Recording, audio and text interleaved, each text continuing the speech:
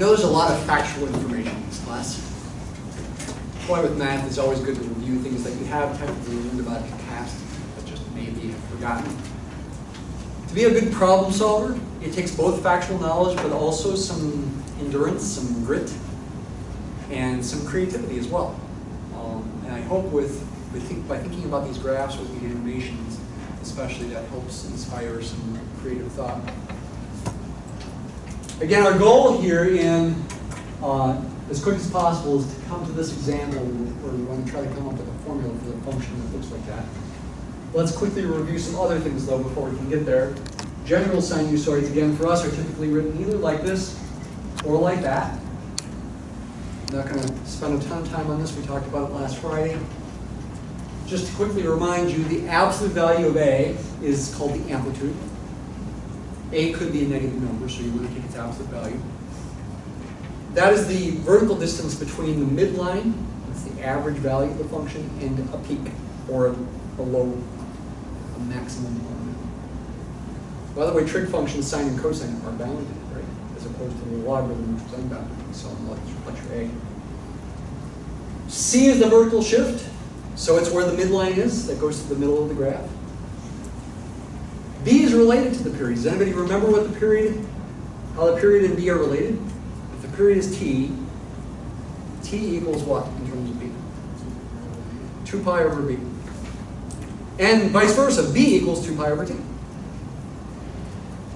It's a symmetric kind of equation. So you can always figure out B if you know the period. Take 2 pi over the period. That will come up in our example here in a few minutes. This one's a little easier to think about because you can think about it in terms of a horizontal shift. To the right if h is positive, to the left if h is negative. The amount of the shift is the absolute value of h. But sometimes the equation is written like that. You will see it, especially in science textbook like physics, more often written like the first one. And but it's easy to convert. You just, essentially, you just multiply the b through the parentheses here. B times t minus b times h. And so that means the phi is negative dh. And conversely, the h is negative phi over b.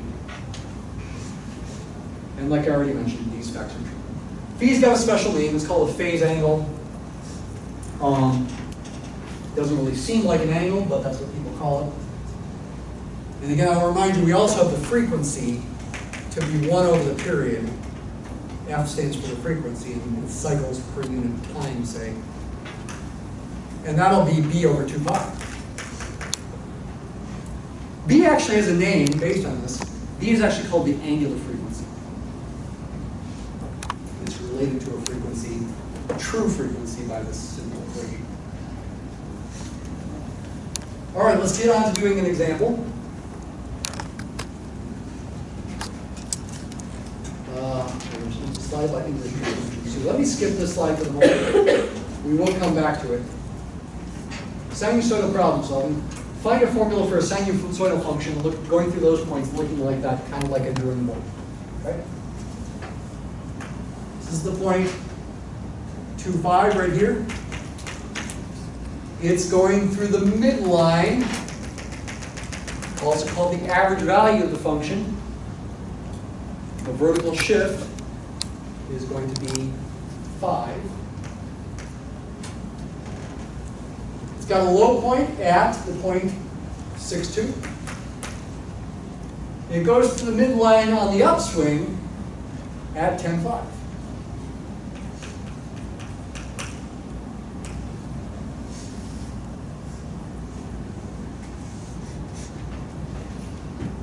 If you think about it, based on the structure of the graph, the symmetry, see it's gone through half a period here. It's going to go through another half period from here to here. The coordinates at this point can be figured out. You had to add 8 to the first coordinate to go from this point to this point. So you'd have to add 8 again to find the coordinate to this point. And that means the period can be figured out to be 18 minus 2 or 16. That's the period. Last time I described it as the peak-to-peak horizontal distance. You can also think of it as the horizontal distance between midline when it's going, say, down, and the next point that it passes through the midline going down. That's also the same for the period.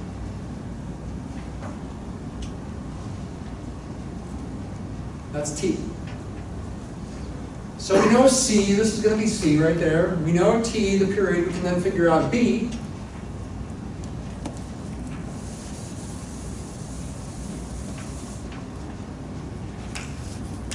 Two pi over the period, 2 pi over 16, or simplified to pi over 8.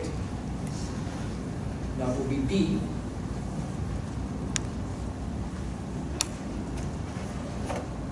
What's the amplitude?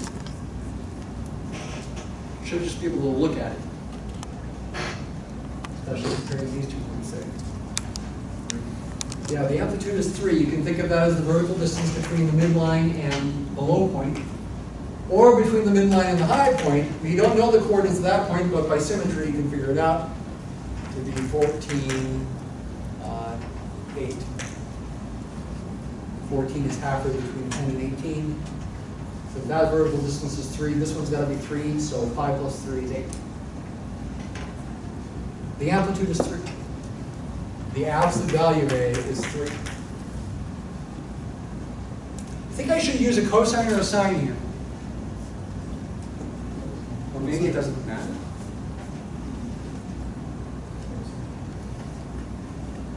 Well, yeah, either answer is technically okay. You can use a cosine or a sine, as long as you do the appropriate horizontal shift. I think based on the sub here, it might be a little easier to use a sine, because think of it as a horizontal shift to the right by 2.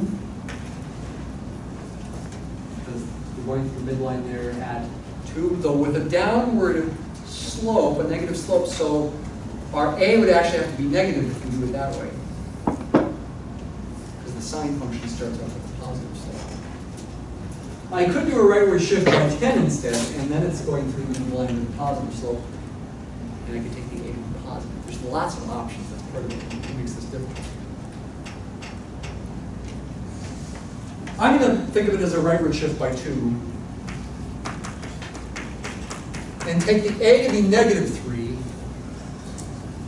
Remember, the B is pi over 8. Take the horizontal shift to be positive 2, meaning to the right by 2, so I need to subtract 2 there. And take the vertical shift to be 5. That's not the only answer. This function also equals positive 3 times the sine of pi over 8 times t minus 10, for example, plus 5. I could also use cosines. If the cosine starts at its high point when the input is 0, I could think of this as a rightward shift by 14 if I use a cosine. I can think of this as 3 cosine of pi over 8 times, in parentheses, t minus 14 plus 5.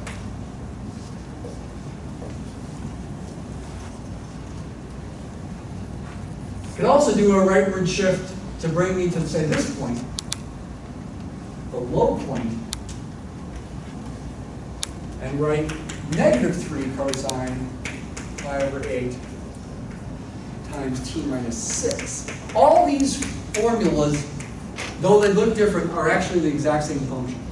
If you graph these 4 functions, you'll see the exact same picture, this picture on the screen. Okay, so that's part of the confusion, but it's also part of the beauty, in a sense, the flexibility that you have. By the way, what's phi in these cases? It depends on the situation, it depends on which one you use. The phi, for example, here, if you multiply the pi over 8 through, you'll get this, and the phi would be negative pi over 4. I don't want to describe what that means in a minute, but that's what the phi would equal. You can use inverse trig functions to, for example, find all the values of t where this function has an alpha equal to 7. So I skipped over the inverse trig slide.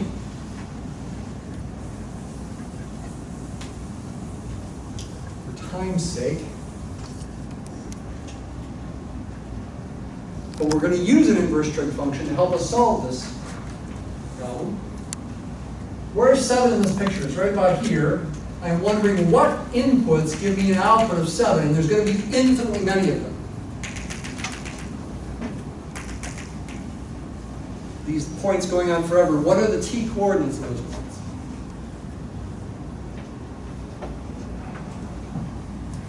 If you try to use an inverse trig function, it only gives you one of them.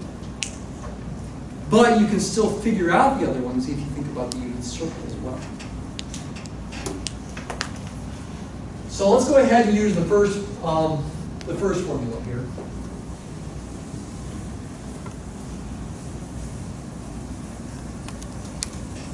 I'm wondering when does this equal 7? Solve for t. You want to first isolate the sine of whatever's inside there by itself, and then take the inverse sine function on both sides. As far as getting one answer at least. So I'm going to subtract 5 from both sides first. And I can say -3 sine of pi over 8 times, in parentheses, t minus 2 equals 7 minus 5 is 2. Then I can divide both sides by -3 to isolate the sine. Sine of pi over 8 times t minus 2 is -2/3. I am going to go ahead and take the inverse sine of both sides, but again, realize that's only going to give me one answer. Apply the inverse sine, or also called the arcsine function. Apply the inverse sine in your calculator. You can also call that the arcsine function. Mathematica uses that notation. It cancels with the sine.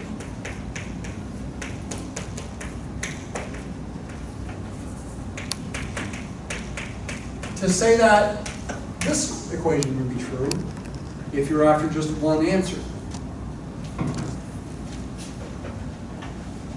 You should realize in looking at this, the nature of the inverse sine function is to always give an output in the first or fourth quadrant. Okay? It always gives an output in degrees between -90 degrees and +90 degrees. This is just a convention. All calculators are programmed this way. In radians, that's between -pi/2 radians and +pi/2 radians. I will come back to the other slide here. Its graph is this blue curve here. Its inputs are between -1 and +1, and its outputs are between -pi/2 and +pi/2, about -1.57 and +1.57. In the fourth quadrant or the first quadrant. And in fact, when the input is negative, like ours is, -2/3, the output is going to, as an angle, be in the fourth quadrant. In radians, that would be between 0 and -2. And you want to have your calculator in radian mode on this kind of thing for sure. This is between -pi/2 and 0. Now, of course, you can approximate it on your calculator, but I'm just trying to describe it conceptually here.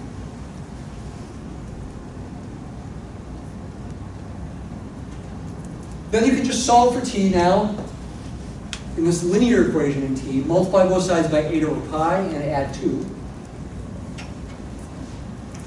And after those two steps, you'll get t is 8 over pi times the inverse sine of -2/3 plus 2. That's one answer.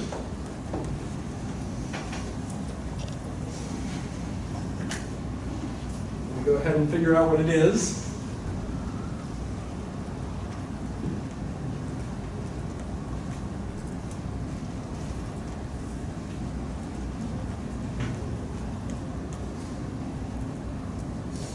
Looks to me like it's about 0.142. Hopefully I did not make a mistake. 0.142. My picture is not very accurate if that's the case. Let's look at the other picture.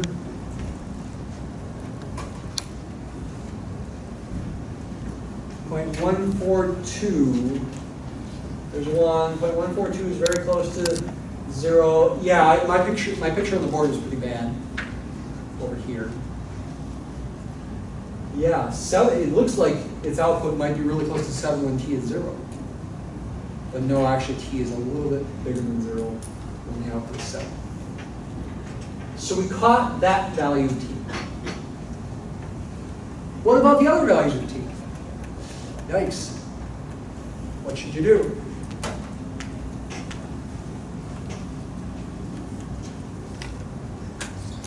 You want to think about the other possible angles, so to speak, or values of the input here that are going to give you a sine equal to negative 2/3. You want to think about it with this equation, not this equation. Think about it with this one, because this expression is what you're taking the sine of. And it's helpful to think about the unit circle as well. Go back to the unit circle definition. Remind yourself, think about the bug, flying through the air, landing right there.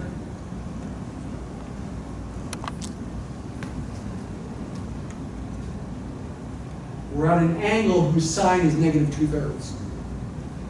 Bug gets a number. It's going to have to be negative, so it walks clockwise down to a spot where the second coordinate is negative 2/3.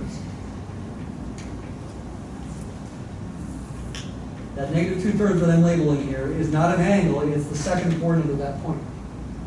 It's the vertical displacement there.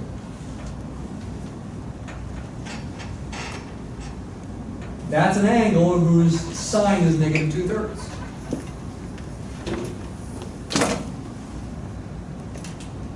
What would be some other angles whose sine is negative 2/3? Well, I could add 2 pi to that angle, or any multiple 2 pi, 4 pi, 6 pi, 8 pi. Or I can also subtract multiples of 2 pi, minus 2 pi, minus 4 pi, minus 6 pi. I can keep going around the circle. I could also, here's where the unit circle is helpful, I could also imagine an angle where the stopping point of the bug is over there. Because that's a point with the second coordinate equal to negative 2/3 as well. How would you figure out what that angle is? It's hard to draw accurately.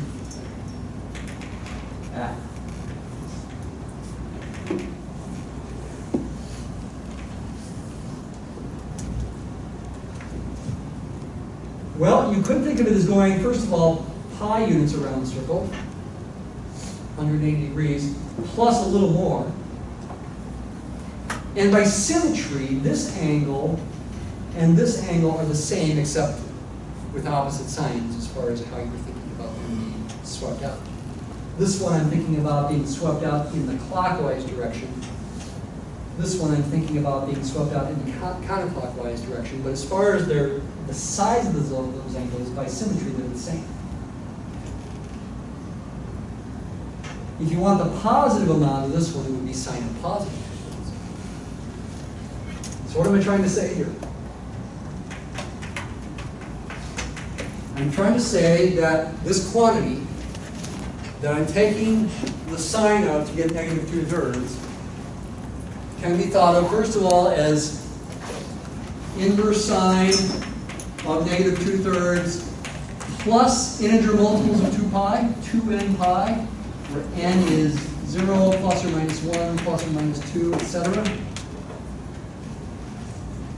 But I could also think of it as pi plus the sine of positive 2/3. If this angle swept out clockwise is sine of negative 2/3, this one swept out counterclockwise is sine of pi 2/3.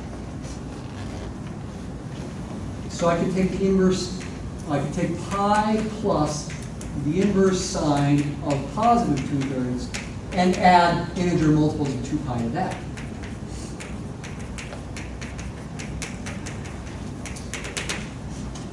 Now I'm not done, because I still need to solve for t. Think about this expression here, solve for t. You got to multiply both sides by 8 over pi and then add 1, or 2, excuse me, just like I did over here. Which means I really have infinitely many equations that I have to solve at once there in that way. Okay, let's go ahead and do it. That means t is, in two cases here, let's go ahead and write it like, well, let's write it like this. 2 plus 8 over pi times, in parentheses, inverse sine of negative 2/3 plus 2n pi, where again n is an integer, positive or negative.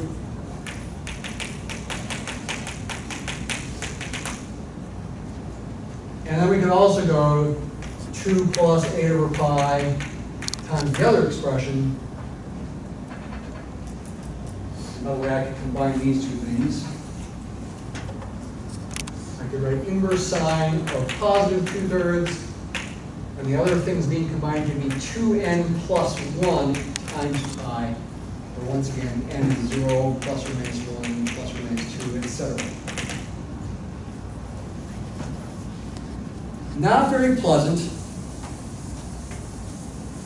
but doable.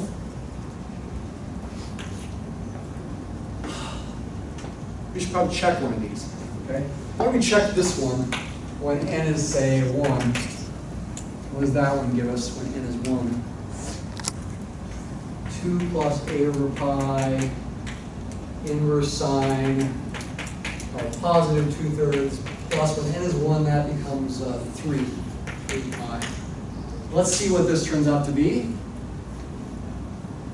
And you want to make sure your calculator is in radian mode here. Mine is, okay. Inverse sine of 2/3 plus 3 pi, hopefully I have not made a mistake anywhere, times 8 over pi plus 2. I get 27.858. Let me plot this on Mathematica now and see if we get the same thing, if it looks right.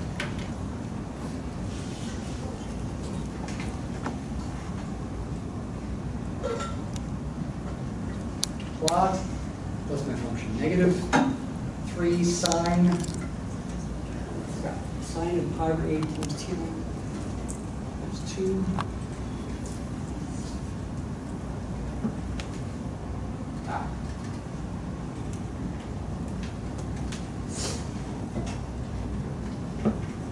Plus 5. I also want to plot the function 7. That horizontal line. As t goes from, say, 0 to, this answer I just found is 27.858, so let's go out to 30.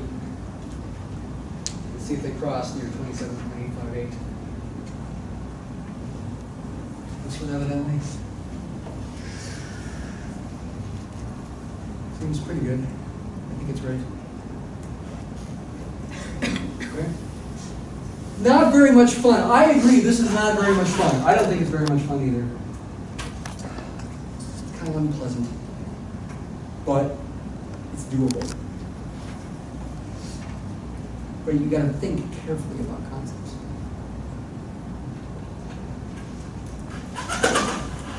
In the remaining time, let's introduce the next section, which you are going to have some completion problems about. Polynomial functions in 10 minutes. You ready? Here we go. I'm not going to talk in full generality here. There's some concepts to talk about. First of all, what's the degree of the polynomial? And what is the form of their formulas?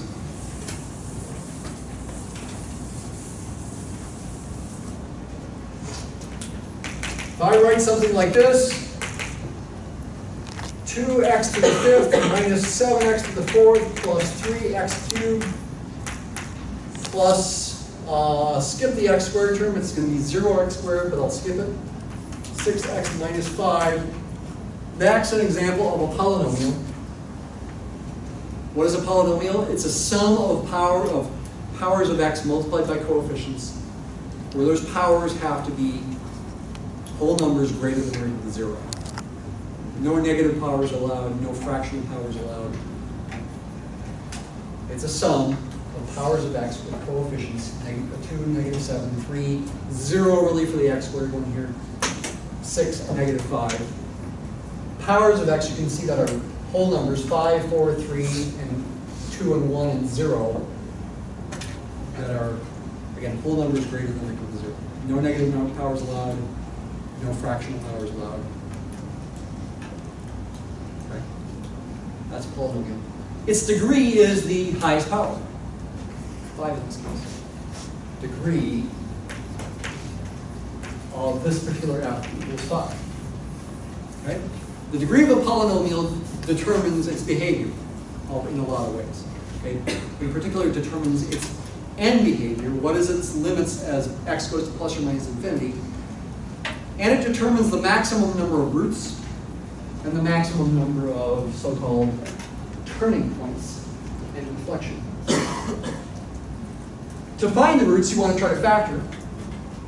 However, once the degree gets past 2, factoring can be very, very difficult. Okay, even for quadratics, factoring can be difficult because sometimes the roots are complex numbers and sometimes they're irrational numbers. Now, you can always find the roots with the quadratic formula when the degree is 2, but it doesn't mean factoring is easy. You can theoretically factor them, but you just can't practically factor them. If they are factored, however, say something like this, and by the way, this is not meant to be the same polynomial. Let me give it a different name, g of x.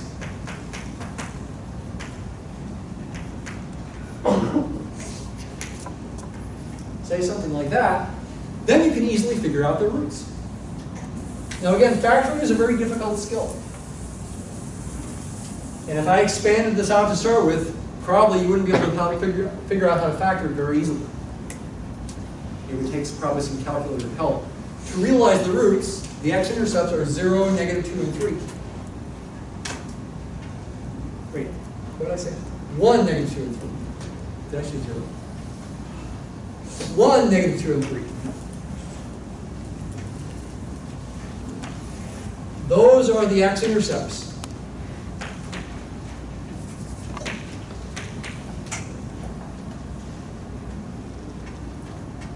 This one, what's its degree? Well, it would be the sum of the powers of these factors, 1 plus 2 plus 3. This one would have degree 6, if you expanded it out.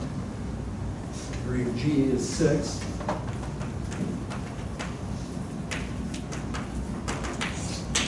That means its end behavior, it would also have a positive coefficient for its highest power, is like this. It goes off to plus infinity as x goes to either minus infinity or plus infinity. It's like a touchdown, okay? That's the end behavior of this particular polynomial because its degree is even, 6, and the coefficient of the highest power of x is positive. But in between, it's got to have these x-intercepts. Now this particular x-intercept at -2 has this power of 2. That means it's got what's called multiplicity 2. And what's going to happen in that case, I'm not going to explain this, but it's going to just touch the axis like that at -2. Not explaining that for the moment. You can use your calculator to confirm these things. The root of 1 has multiplicity 1. That's what you might call it a regular or ordinary root. It's going to actually cross the axis at 1. This one at 3 has a power of 3 there. That means it's got multiplicity 3. And what that's going to mean is it will cross the axis, but it will cross it in kind of a funny way. It'll cross it kind of like a cubic, like that. It'll get real flat there near 3 before going off like that. That's the general picture of what the graph looks like. Missing a lot of details. Missing the y-intercept. I'm not even drawing the y-axis initially in there. It's going to be positive y-intercept. I can find that by plugging in 0.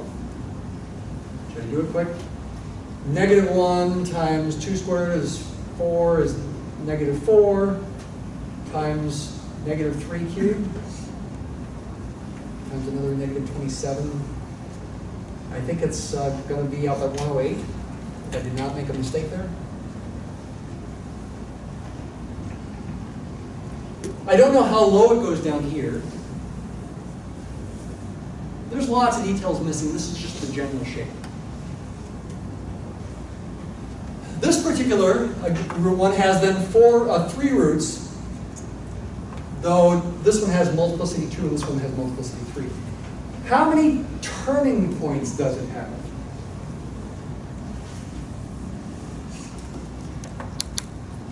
What's a turning point?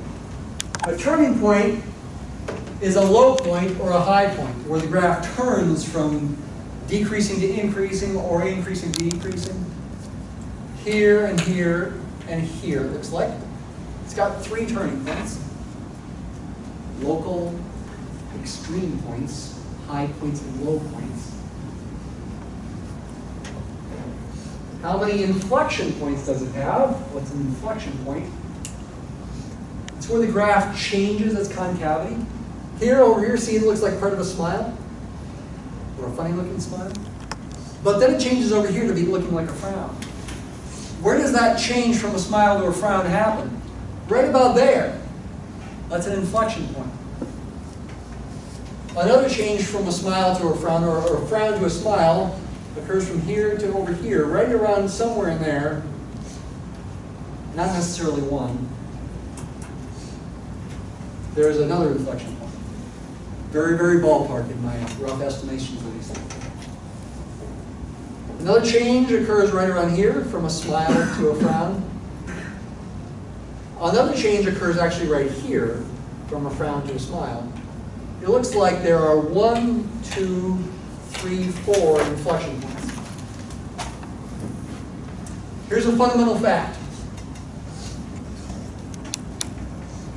The number of roots can be no more than the degree of a polynomial.